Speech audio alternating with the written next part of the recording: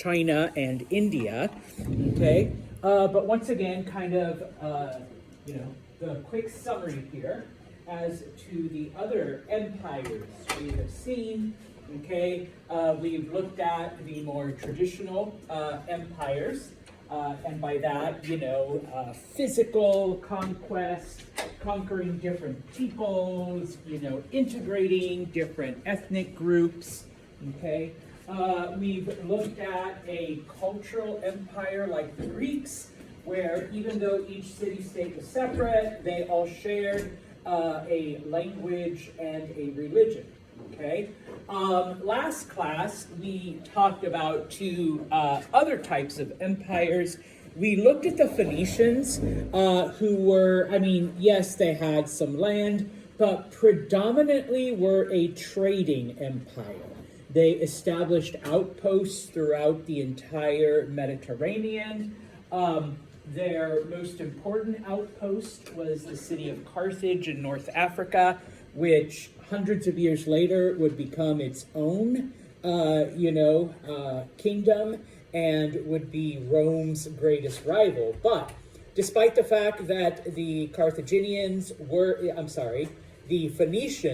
I'm already getting ahead of myself, despite the fact that the Phoenicians were more of a trading people, remember that probably their greatest contribution to history is their writing system, all right, which we call phonetic, which basically means they used an alphabet, as opposed to the other writing systems that we've looked at, cuneiform, hieroglyphics, all right, all of the other ones, were all what we call either pictographic or ideographic, where literally pictures or other symbols represented ideas.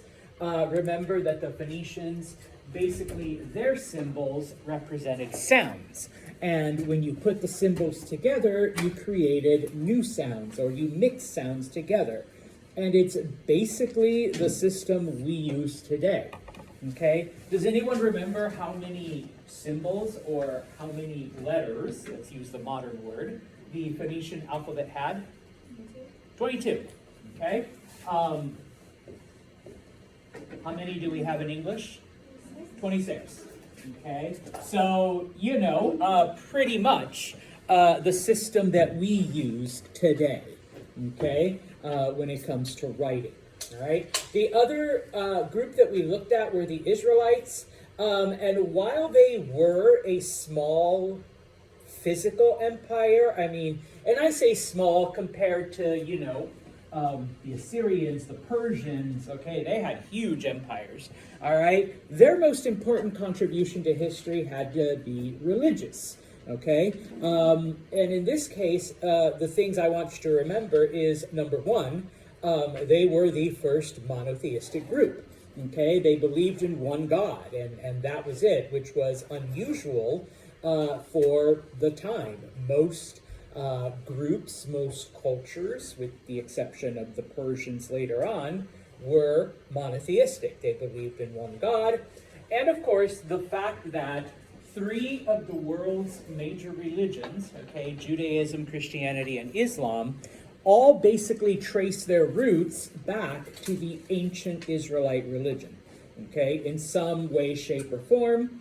And today, most groups, I'm not saying all, but most groups tend to be monotheistic, okay? So that's obviously a huge impact, all right? So the last two groups we're looking at is both India and China. We'll start with India, okay? Remember that we get the formation or the basics of modern-day India when the Aryans move in, okay, and they mix with the local people, and their cultures, their ideas, they all kind of combine. The Aryans settle down and form various kingdoms, okay? Now, the thing is, and we refer to this time period as Vedic India, these kingdoms never united.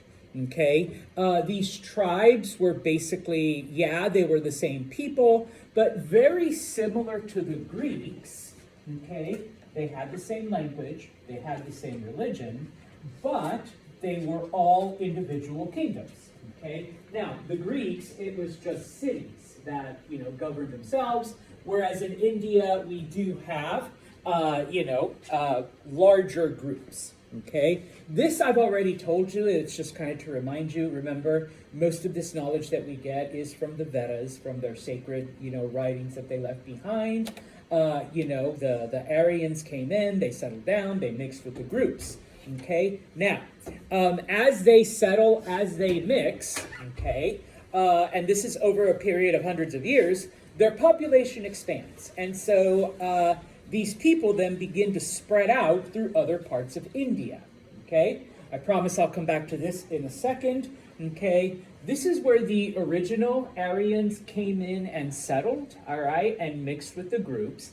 And then, of course, as the populations increased, they began to migrate into other parts of India, specifically and most importantly, along the Ganges River. Okay, and we'll talk about why it's important in a minute, but like I said, number one, they migrate into the Ganges River area, and number two, into an area known as the Deccan Plateau. Okay, so now we have these groups spread throughout different parts of India.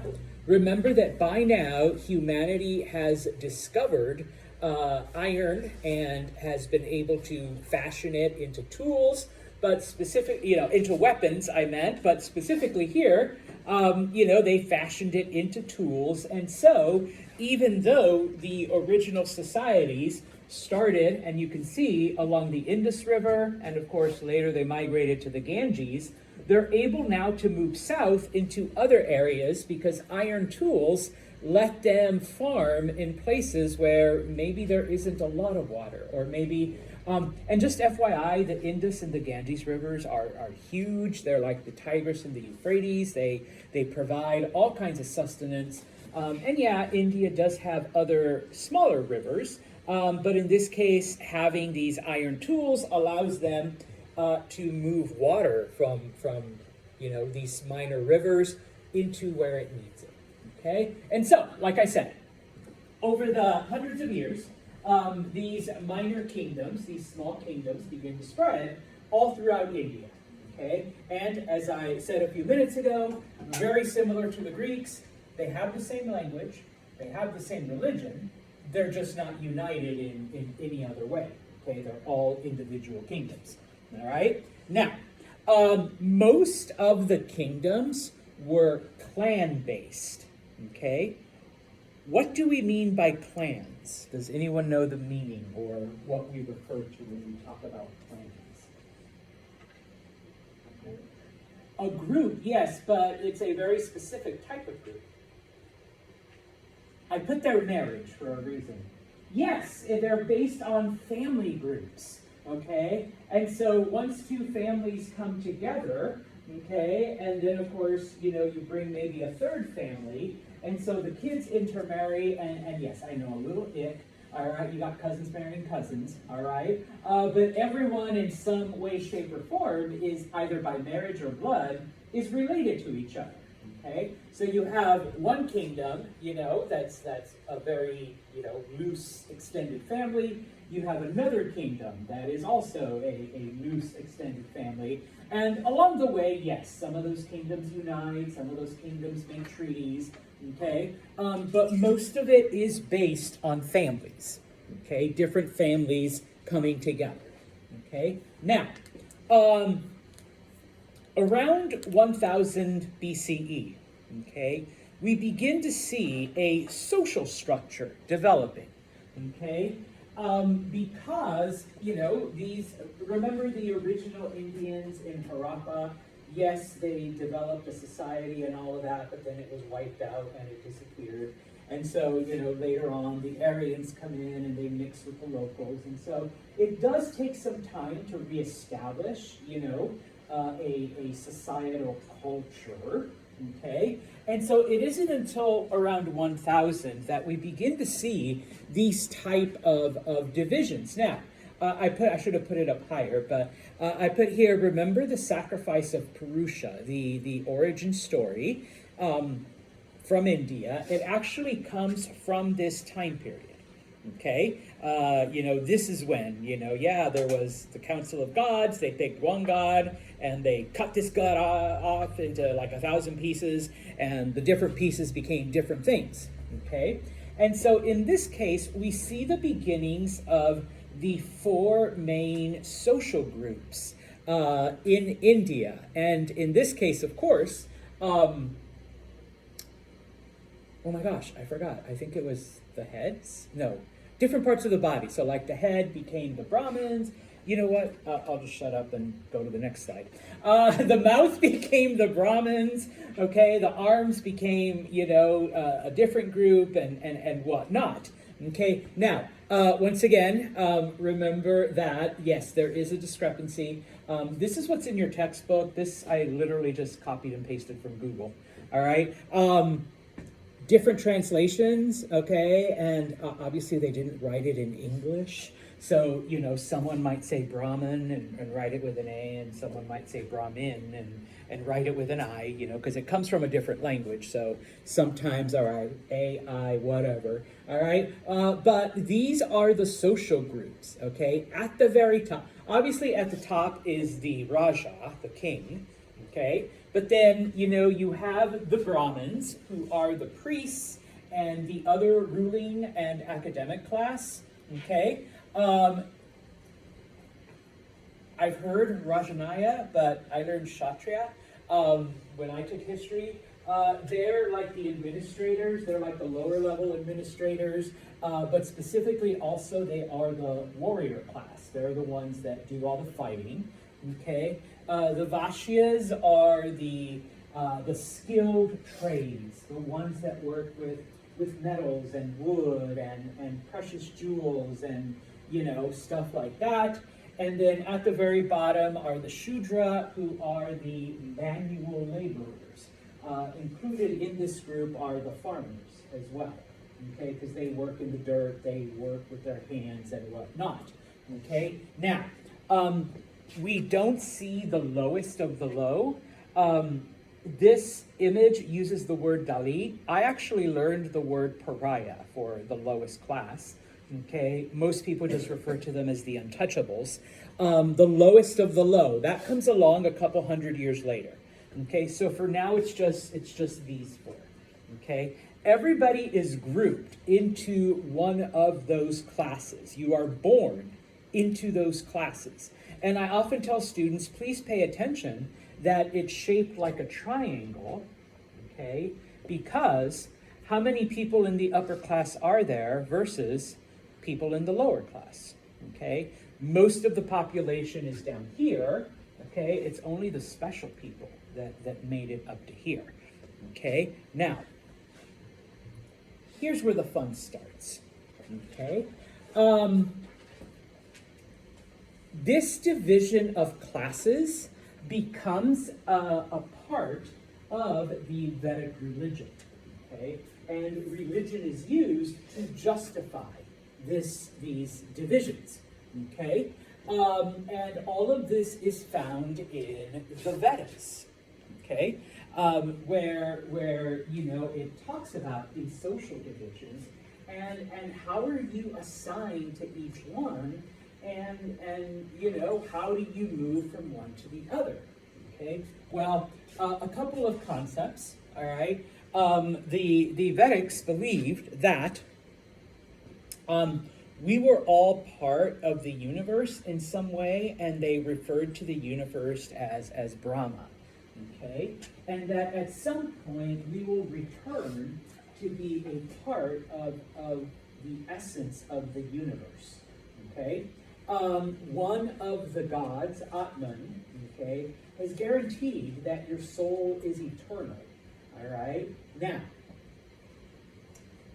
they believed in an afterlife, but not in the same way that the Egyptians believed in an afterlife, that you would die and then you would take your old body and your possessions and all of your servants and cats and go on and move into your next life and continue all of the things that you were doing.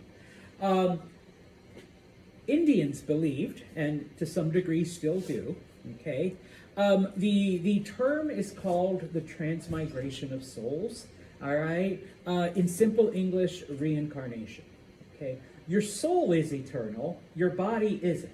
All right? So, you live your life, sorry, Mahalia, you die. Okay? Your soul is then reincarnated in a different body. Okay? Here you are. All right? Sorry. Live your life, do your thing, you die, and then that soul is reincarnated into a different body as well. All right? And this continues. Now, if you've been good, if you've done your duty in your social class, then potentially when you die in your first life, okay, you are reincarnated to the next level. All right? And if you've done your duty and been the best, let's say, farmer that you know how to be, okay, when you die, you reincarnate in the next class, okay, and so on and so forth. All right? Now, the fact that it's triangular and we have a few people here and a lot of people down here, okay, what does that tell you, though, about this whole birth, death, recycle, okay, reborn and transmigrate? Does everybody move on up into their next life?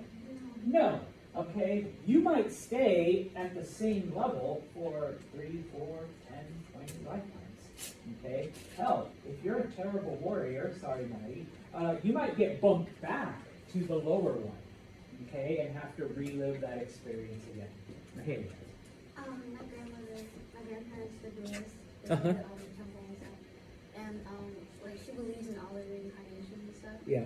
Like she says like usually if you have certain like internal problems, it's because in your past life you had it. So it's just something that you have. Yeah.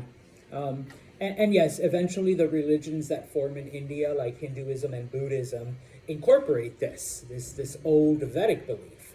And so yes, you know, Hindus have one reason for why it happens. Buddhists will tell you something else. And yeah, I've heard that.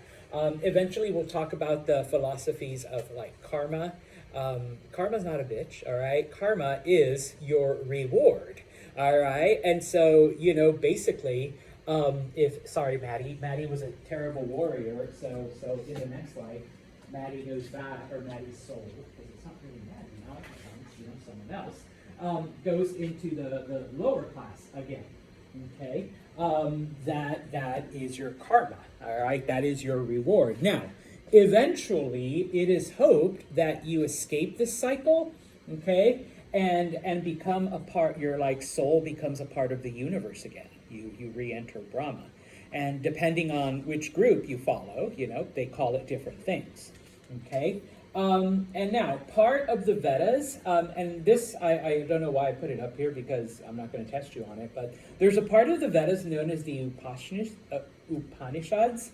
All right, that basically, you know, it's this dialogue between a student and a teacher, and this is how we come to understand, and this is how we come to know how all of this works, okay? Because the student is asking and the teacher's responding, kind of like the way I just told you, all right? That yes, you live your life, and if you do really, really good, then karma dictates that you will move on to the next social class, okay? Now,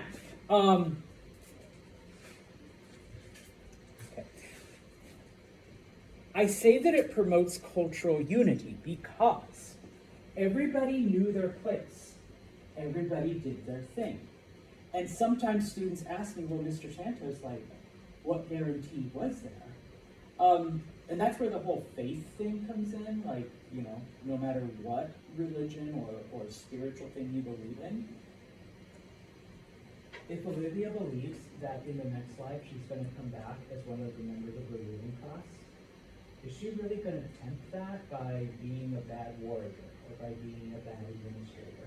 If in the next life she's already been taught that, you know, if you're the best administrator you know how to be, you're going to come back as one of the priests, you're going to be in the upper class, and you're only one, maybe 2 lives away from becoming one of the universe.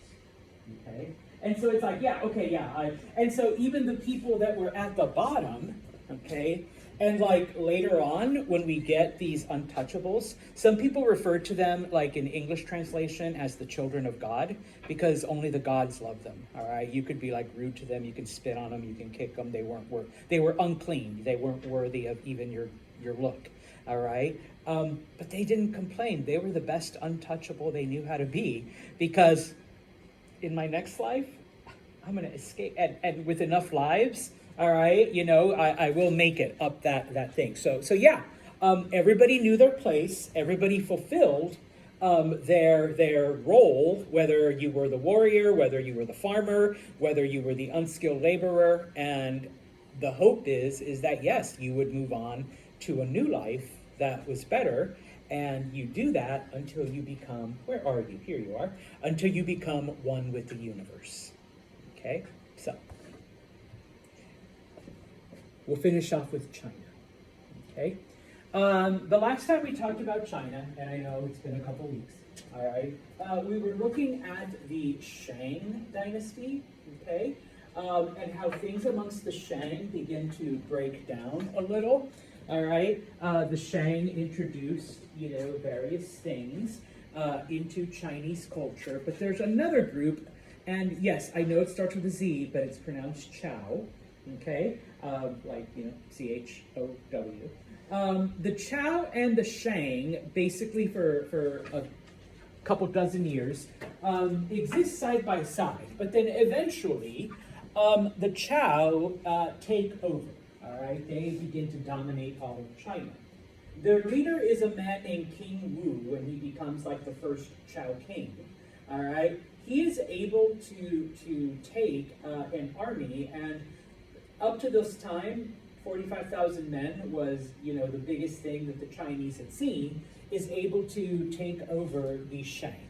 Okay, now, when the Chow take over, okay, number one, they don't change much of what the Shang had already done. Okay, so number one, the idea of ancestor worship, most of you got this right last test. Okay, they continue that belief. They're like, you know what, that actually makes sense, that it's our ancestors that are guiding us, okay, not some random mystical elements, okay? So they continue this stuff, okay? In addition, yes, the Shang family, they had been rulers for a while, and when we talk about a dynasty or a dynastic rule, remember, we're talking about a family, and things don't end if the current king doesn't have, a firstborn male to pass on the kingdom to. All right, it can go to the cousin, now. It can go to the brother. It can go to the uncle. All right, so as long as it's a member of the family. Now, when it came to the Chow, all right, they actually kind of lucked out because, yes, all of their kings, had a firstborn son. And so it's kind of it's just a fun fact. You don't really need to know this. I'm not going to ask you. But during the Chow dynasty, we do have a 39 father to son, father to son, father to son, father to son, okay, without interruption, okay? Eventually somebody, either doesn't get married or has all daughters, and it has to go to, a different, person. Okay. Yeah, all right, yeah, quite a bit, okay? So yeah, it held together pretty good, okay? Now, up until now, everything we've looked at, because remember, Chinese culture kind of started along two different rivers. One river, the Yellow River was destructive and whatnot and kind of held China back, whereas the Yangtze River, was a lot easier to work with and irrigate land and whatnot. And so those societies tended to be a little bit, further ahead technologically and socially, okay? And so you actually have different cultures, even though we're talking about them as Chinese.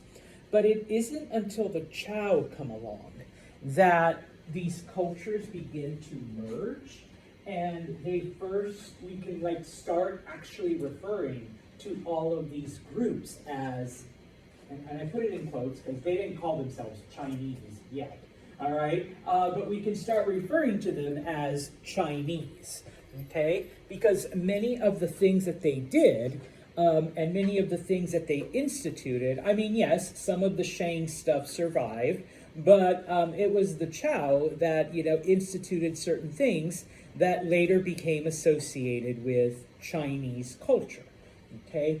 They referred to the area that they governed as the Middle Kingdom, okay? And amongst Chinese people today, yes, they know that the world knows them as China. They know that internationally, that's what people, call them. But many people still refer to China today as the Middle Kingdom. Many Chinese refer to their own country that way. Okay, so this could be said, the Chow could be said to be the first.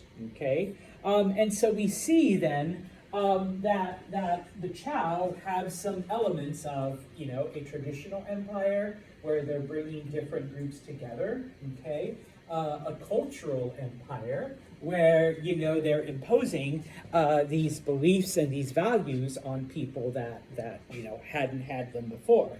Okay. And just for reference, okay, the Shang, all right, this is where the majority of their culture existed, and the Chow lived outside of it, okay, and eventually the Chow grew bigger and was able to take over the Shang, and so whereas before we were looking at two separate cultures, now we have like everything in the green, okay, and it includes this. If my green marker worked, I would color it in green. That all now becomes China, all right?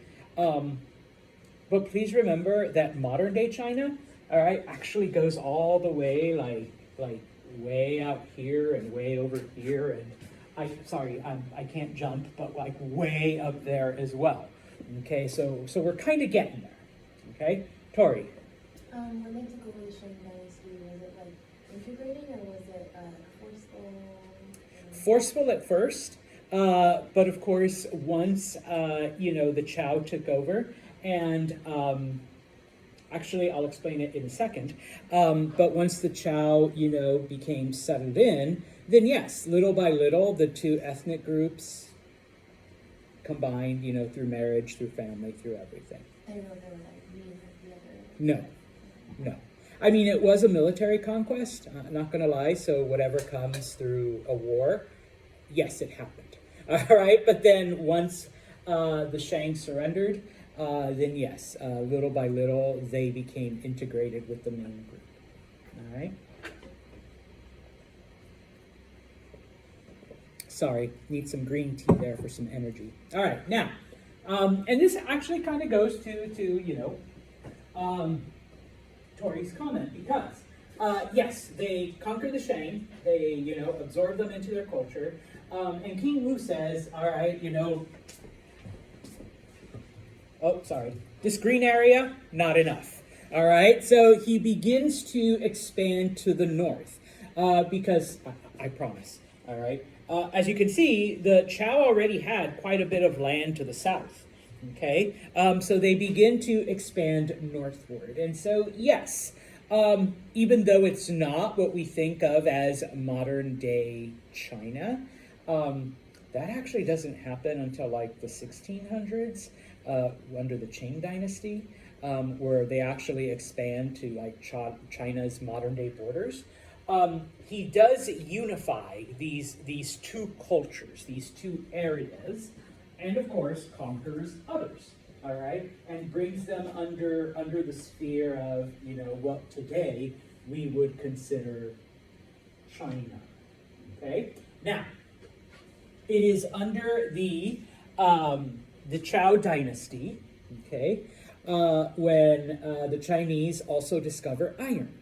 Okay, they were kind of late to the game when it came to bronze. I almost said copper, because they had to discover copper and they had to discover tin and learn how to make it, and so they were kind of late to that. But they did find iron deposits in some of these northern areas that they conquered, and of course, now that they're exposed to other people, realize that yes, we can turn this iron into tools.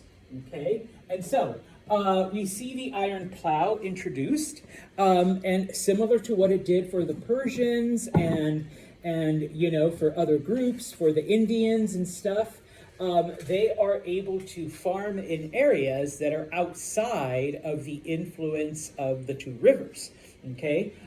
Because, the iron plow doesn't break as much. Of course, you do need the land to be somewhat fertile and somewhat watered. And so, once again, because they had iron tools, they are able to dig, and it is under the Zhou dynasty that we see this huge proliferation of canals, all right? Because they realize, hey, we can just dig these big long-ass holes that would take, water from the river to over here where there's no water, and we don't even need a whole lot of it because now we have these iron plows. We just need to get the dirt soft enough so that we can, till it and prepare it for farming, okay? And of course, remember the Yellow River, even today, FYI, even today it floods and destroys shit. 2024, all right, the Yellow River is just uncontrollable. But, of course, having discovered these new technologies, the Zhou attempt to control the Yellow River, they attempt to try to harness its power, all right? Obviously, not always as successful as they'd like to be. And so, like I said, under the Zhou, we see this explosion of canals and whatnot because they realize it isn't just a good thing, to bring water to where there isn't water, but if we want to go north-south, in this empire that we're building, they haven't quite thought of roads yet, just FYI, they're not the Persians. Why not just connect, via canals? And so the first canal that is built, and this is an illustration from your textbook, the Hangao Canal, all right, which connects part of the Yellow River to the ocean, okay?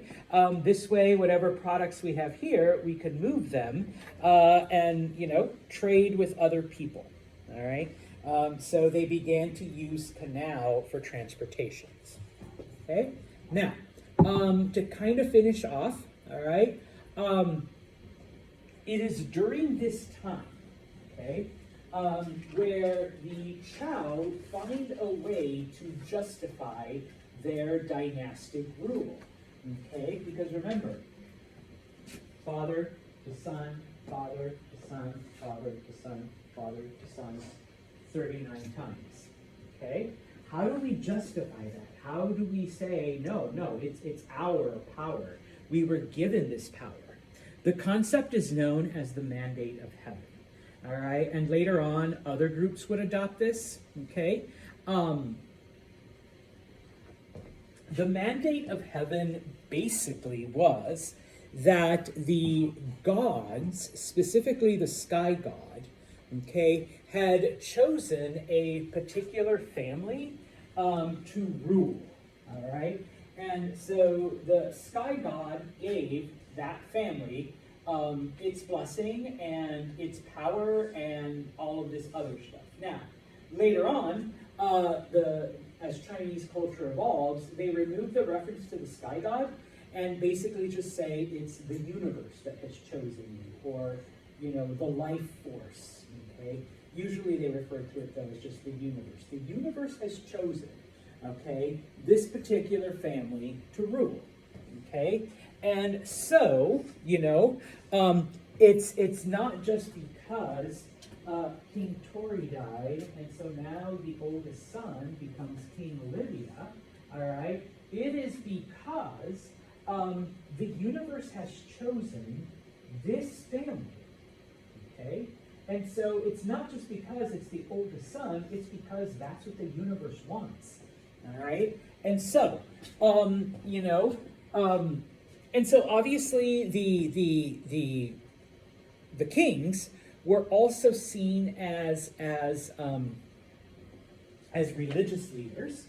Okay, we do have the concept of ancestor worship, but Please be aware that the Chinese also believed in ruler worship. When a king died, became another deity in the sky, okay, that you could pray to and go to for advice. You know, you've got your oracle bones. All right, and so when King Tori dies, you know, we can pray to King Tori and like, you know, hey, what are we supposed to do with this kingdom? All right, you were king for 50 years. All right, so we need some of that experience again.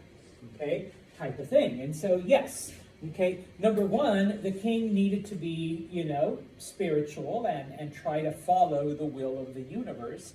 And one of the things that the king was supposed to do is try to maintain that balance in the universe. Okay, because when things went out of balance, that's when, you know, pardon my Chinese, shit happened. Okay, Tori. So would people play like Bad Mother and stuff on it? Yes, they would. I'm so glad, once again, okay? It's like I paid her to make that comment at the right time, okay? And so, this is known as the dynastic cycle or the mandate of heaven. When I next test you, if you just want to draw this, I mean, that is perfect. So you have this dynasty, you have this family. They bring peace, they build roads, the peasants are happy because nobody's suffering, the people are protected, the weather's awesome, we have like 10 good harvests, you know, over 10 years, okay, blah, blah, blah, blah, blah, okay. Now this could go on, all right, for, I don't know, 2 kings, 3 kings, 10 kings, okay. Remember, the Chow dynasty went from 39. Okay, that's a long ass time. So it just depends, all right? Because eventually, okay, yeah, people become corrupt. People become lazy. People become greedy. People become whatever, okay? And so maybe because we know how much we all love taxes, right? Go taxes. Oh, no? Okay. So taxes go up. All right, you know, invaders are coming in and like pillaging and plundering and destroying villages, and you know the army is powerless to stop them. You know, the roads start to fall apart. You know, they don't plow the street. Oh, wait a minute, that's today. You know, there's potholes. There's, you know, the buildings are falling apart. There's, you know, all this stuff is happening, and of course, the king becomes a tyrant. The king, you know, abuses people and arrests people and all of this other stuff. And so basically, and this goes to Tori's comment, the universe says no more. This is no longer the chosen family. And so there's floods, there's earthquakes, there's tornadoes, okay? And so when people saw those happening, it's like, all right, king, what did you do now? Okay, well, how did you piss off the universe? Okay, because obviously the universe doesn't love you anymore. Okay, peasants begin to revolt. You know, raiders come in and destroy things, and foreigners come in and disrupt, you know, the social cycle. And so basically what happens is then we get a rebellion. We get a new family that comes along and unites the people, and they overthrow the old family. Okay? Now, if the new family is successful in overthrowing the old family, they obviously had the will of heaven or the will of the universe on their side. Okay? If this family gets like destroyed, you know, they rise up in rebellion, then obviously the universe didn't pick them. Okay? But then along comes Josie and her family, and they rise up, and they do defeat, all right, sorry, Tori, the Tori family, all right, who has been in power for 39 generations, and we've got earthquakes and floods and, you know, foreigners invading, and so obviously the universe hates them. And so, yes, they have now the mandate of heaven, and the cycle begins all over again, okay?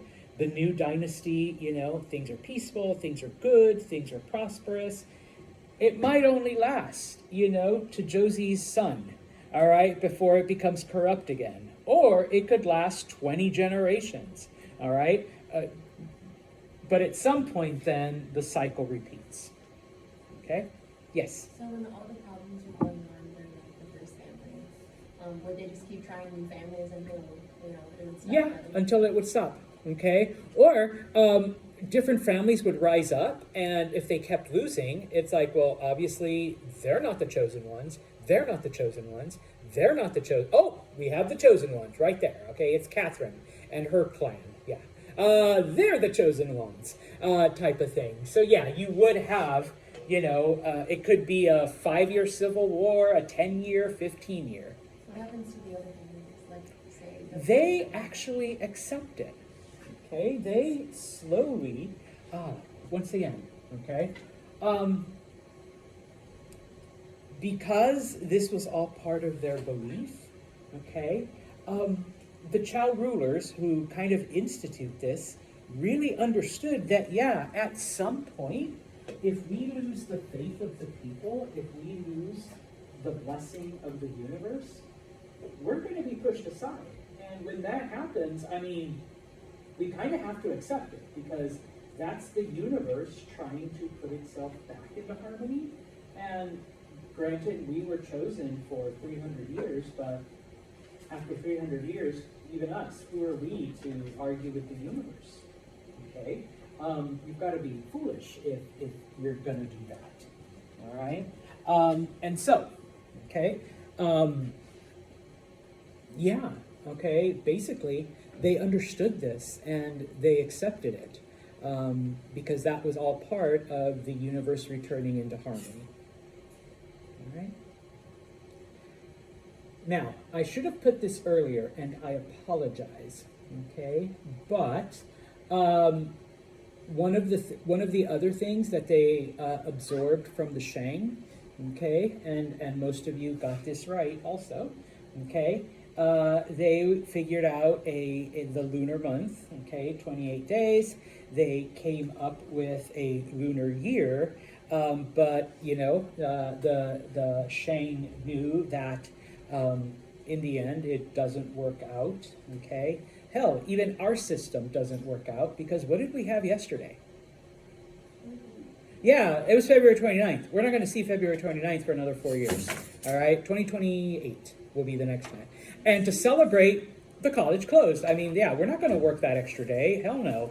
All right, I only signed up for 365, not 366. So, yeah, we're not coming in. That's what I like to tell people why the college canceled, because it was actually a pretty nice day. All right, that one Friday when the snow was bad and only like 4 of you were here, that day was worse. They really should have closed that day. Yeah. Anyways, okay, don't get me started. But in this case, yes, the Chow realized that the Shang actually came up with a pretty good system, even though it did involve, hell, we have a hard enough time with an extra day. It involved an extra month, all right? But they were like, you know what? It actually works out. So we're going to keep that, okay? We're going to keep that. And so, yeah, okay, the whole thing, all right? Now, yeah, okay, 2 more slides, okay? This one, you don't need to write this all down. I went crazy, I'm sorry. But it is during the Chow time. I am literally not going to ask you anything about this. But I just went down a rabbit hole and I was like, oh my God, this is so awesome. And you have to love history to be a dork like me. But it is the Chow that basically, because up until now, like the most complicated thing we've seen has been India, where there's like, 4 classes and, whatever, or you have the high class, the middle class, and the slaves, or something like that, okay? But in this case, the Chinese were broken down, by several different categories, okay? Depending on what you did and where you lived. And then when it came to the common people, it wasn't just like, okay, you guys were the farmers, or you guys were the whatevers. It broke down everything by individual profession, okay? And not only by profession, but if you were a farmer, for example, if you grew grain, you were seen as being better than someone who grew fruit. what do we get from grains again? Beer and bread. For some reason, that was seen as more important than like apples and oranges. I drew a blank on fruit for some reason.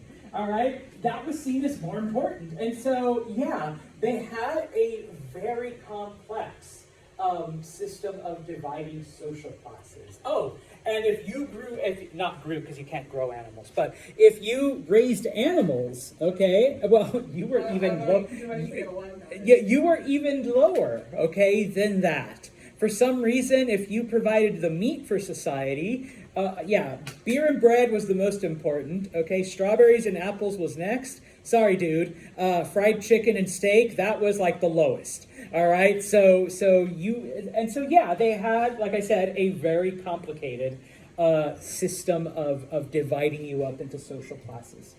Okay, now finally, okay, just like the previous cultures, all right, boys were honored, men were celebrated. Okay, daughters, once again, and I shouldn't have to say it, but it continued all the way into the late 1900s, early 2000s, okay?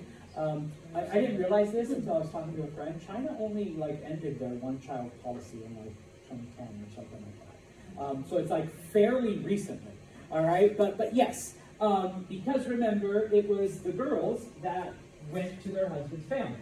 And so if you had a daughter, that's it. When she got married, you could get sick, you could get whatever, cancer. You would not have a daughter there to do anything for you because she was responsible now for her husband's parents. Okay? And so for the most part, when it came to things, men hunted and farmed, they did the work. Women, they were the ones that did the silk. They were the ones that made clothing. So a more traditional lifestyle. Okay? Now, if you were a widow, okay, or if you came from an important family, you had more power, okay? Because as a widow, you had all of your husband's things. And, guys, I mean, yeah, okay, she's a little older, but she's got a shit ton of money, and she's got property, and she's got all of this stuff. So, yeah, you take one for the team, because who ends up controlling that anyways once you marry her? Yeah. You do, the guy, yes. All right? The woman was just like the temporary placeholder. All right, and of course, same thing. If you had a rich, family, if you were the daughter of a rich person, yeah, okay. What do you kids call it? Maybe she's mid. Is that what you say?